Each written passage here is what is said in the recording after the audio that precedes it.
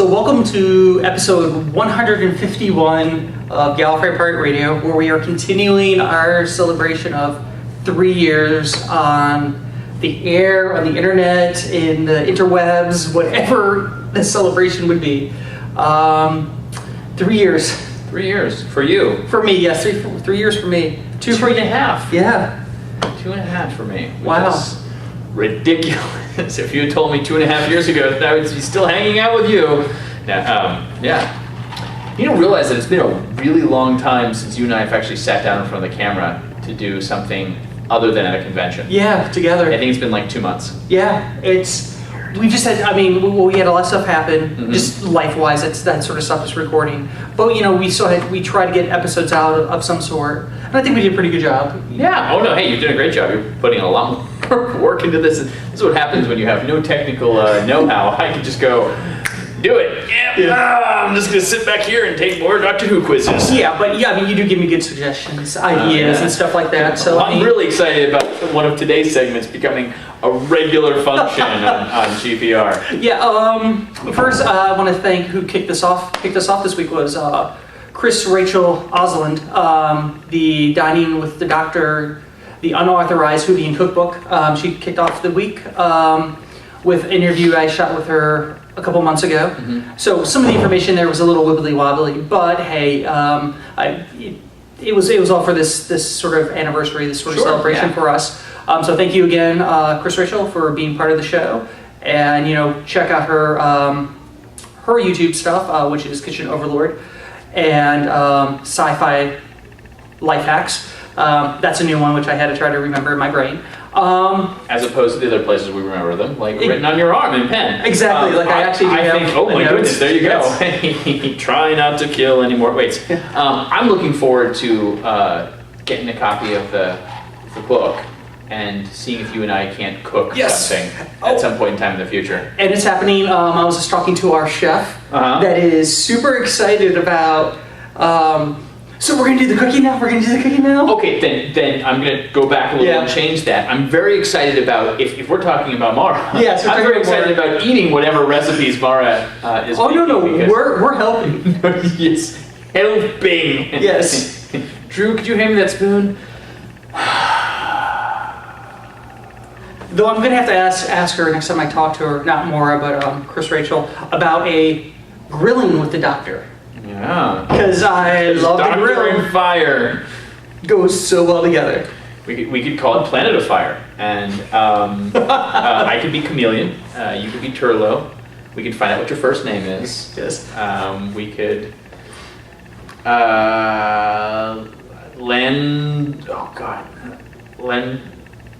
Lanzarote.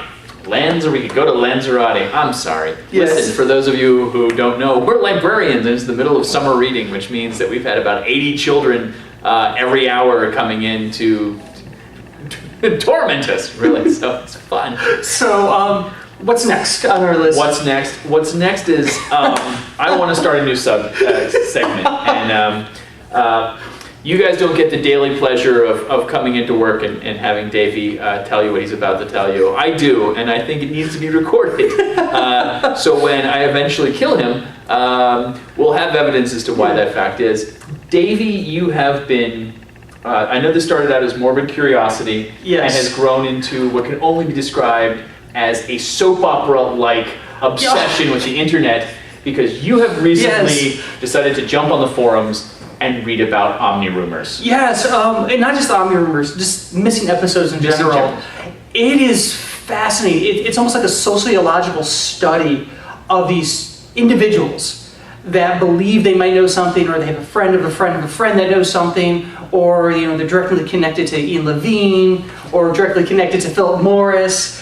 I'm going to stop you right there. Yes. Just understand that we are not actually saying that what we're about to say is correct, or that these people have any legitimacy regardless of their situation, but we are saying that Davey has been paying attention to what they've been saying. He's going to tell us a couple of fun things that you're really excited, I know, to tell me a couple of them. And the interesting thing with this whole entire thing, if anybody with half a brain would know, anybody that actually knows anything is under an NDA.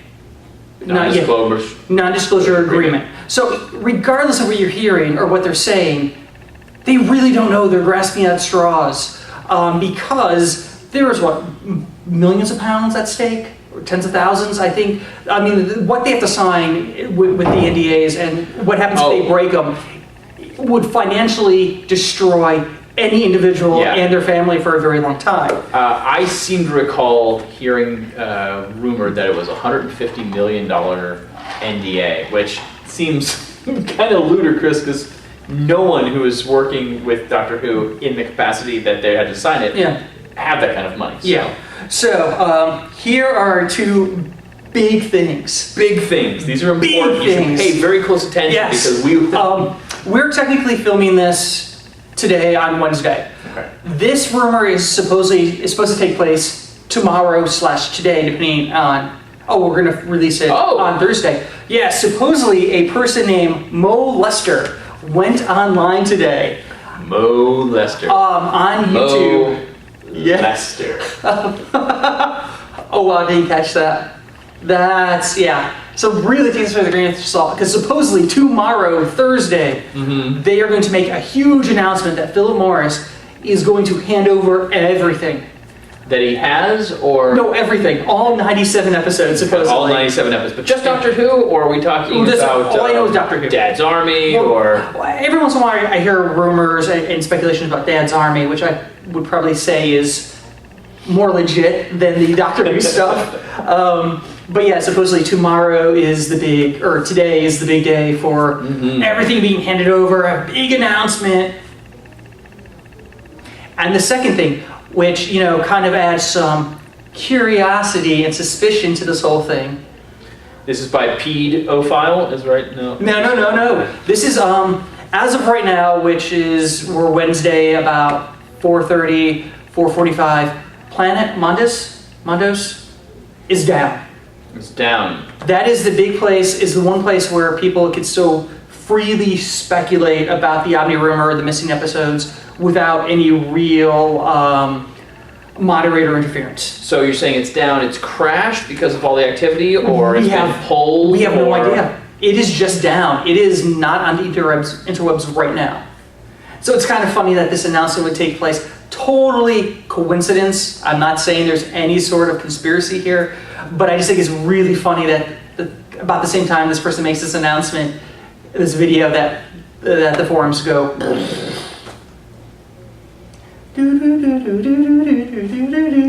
So back to reality. Yes, back to reality. Back to the reality of a fictional television show. We wanted to talk a little bit about something that we have listened to in the last couple of years. I know you listened to it a couple of weeks ago, Yeah. and I finished it up on a nice road trip back and forth from HeroesCon this past weekend, which is the Big Finish audio. Well, I think Big Finish didn't do it originally. They just ended up being the ones that released it. It is actually, it's A Soldier in Time, the Nicholas Courtney Memoirs. So this was released November 25th of 2002. You can still pick it up on Big Finish for about $8.99. Yes. I don't know if that's US or... They US. They always show our prices in US. Yeah. Their site's great for that. Yeah. So 3 discs. Yeah. Roughly 2 hours worth of time. I don't know if this is based off of a book, or is this just that you sat down and started talking? I have no idea. Yeah. I don't really care. It was so much fun. Marvelous. Yes. It's marvelous, and I know. I'm interested in what you learned, what you took away, what was your favorite part. But I just want to say this: I could listen to Nicholas Courtney talk for hours. That man has a stupendous voice. Well, I mean, if you remember what they were talking about in the in his memoirs, that he did some voiceover stuff. He did. I'm kind of curious about that. So, yeah, I would be curious to find out more about it. But yeah, no, he had a wonderful, wonderful voice. Fantastic voice. Very interesting. Okay, so we got to hear about his entire life. Yeah. So this came out in 2002. He didn't pass away until 2011. I don't know much about his life prior to or during those intervening years. I think it went up to about the recording of the 2 Big Finish special features, the Paradise of Death, and something with End Space. And then it cuts up to his next new marriage, and then it kind of trails. But that was a big finish. That was BBC doing something BBC special. audio. That was BBC audio. BBC audio guy, not audio guy. So forgive me, people who are yelling at your screens now, 3 of you. But thank you for watching. Yes, we appreciate it. No,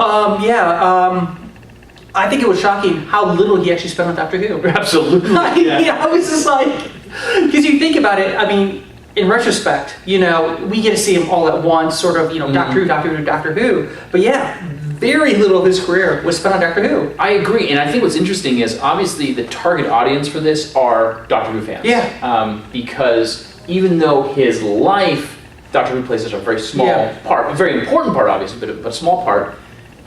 They know to sprinkle in little snippets here and there, and he'll talk about, the beginning of my life, and then there's a next chapter, and he'll start talking about, working on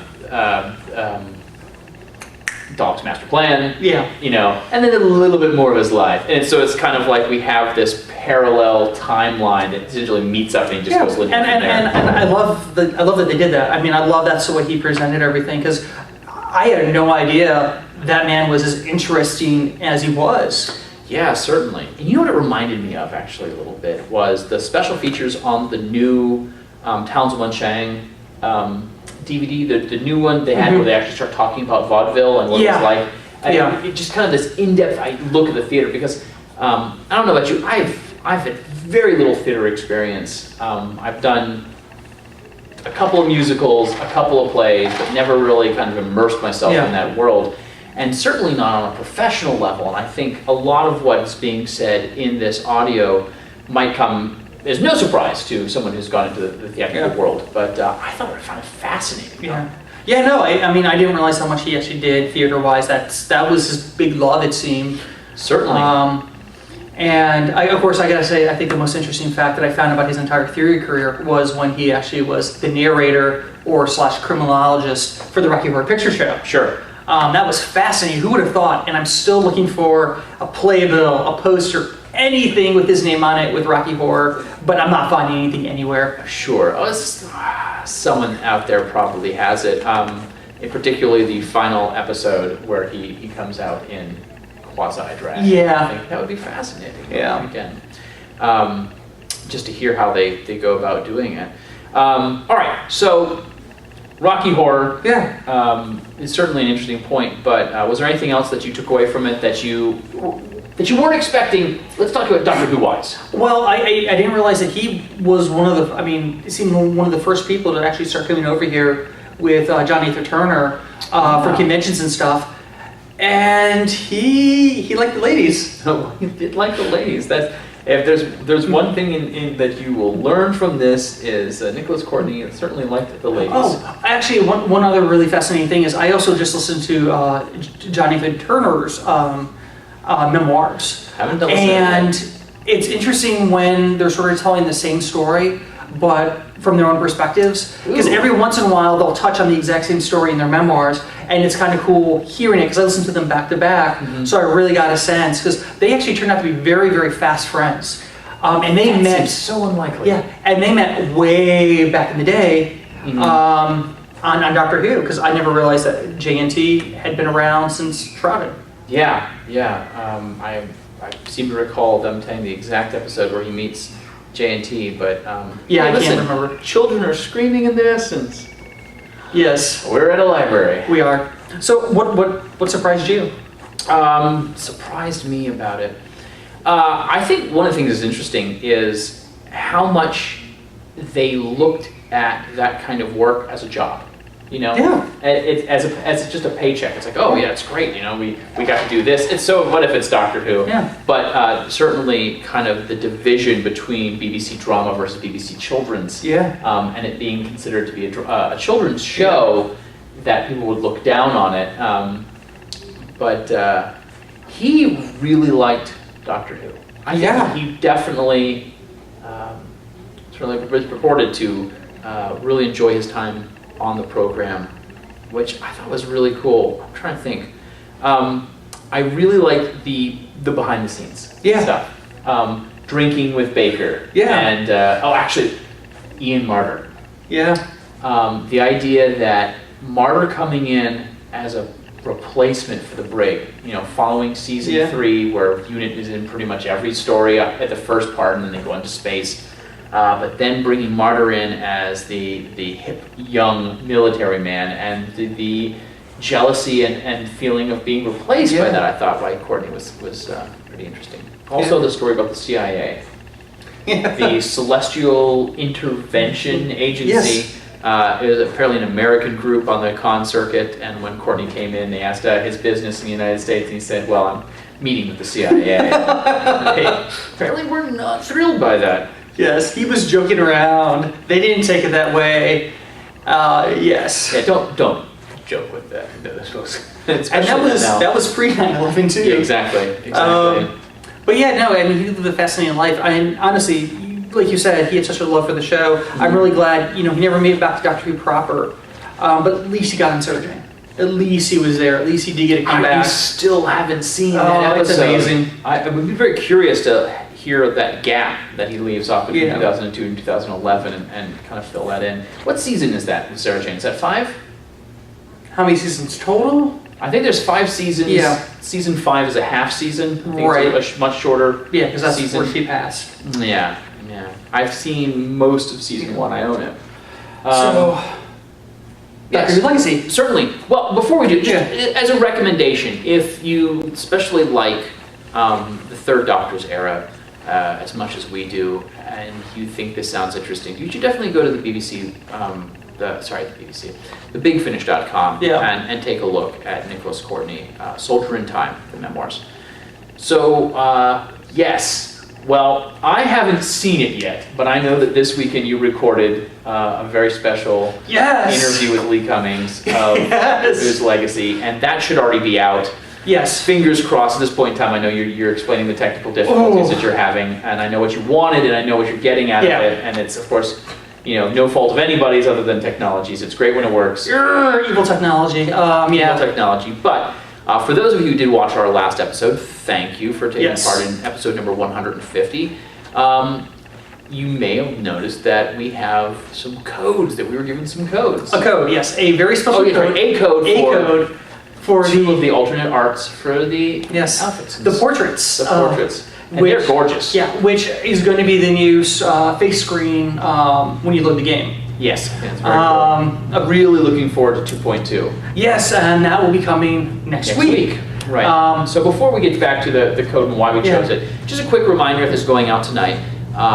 Lee has announced on Doctor Who Legacy that if you take a picture of your favorite team and place it on Facebook and or Twitter, I'm not really sure how that works on Twitter. I've never been on. I've never tweeted. Very easy. Very easy. There's a chance that you'll get for drawing. I believe there are 10 people out of Facebook, 10 people out of Twitter are going to get chosen to get the code to get the 5th Doctor as soon as the new kind of iteration comes out. And it's actually funny that we were just talking about Nicholas Courtney and the 5th Doctor, because the 5th Doctor will be playing a big part in the Brigadier storyline that's coming to Legacy, which if you watch the last episodes, you can find all about. Because the cool thing is Lee did talk about some stuff that he hasn't talked about anywhere else. So we had a few little minor exclusives here and there. But yeah, I know, very excited by all this. Tonight, I get to go home and actually watch this interview, which I have not seen. So we're going into 151 without me having seen 150. Or 149. Right. Because busy. So Lee offered us a code to get any 2 of the Doctors. So let me just say a little bit about the history of the code, because it was really cool. Lee and I become very good friends with Lee Cummings with Tiny Rebel Games, and he said, hey, because it's your anniversary, or just would you like to get out some codes? I'm thinking time crystals, time fragments, something like that. I thought at most we would get time fragments. If you haven't played the game, you should absolutely do so. It's good to have the fragments, but code-wise, it's great.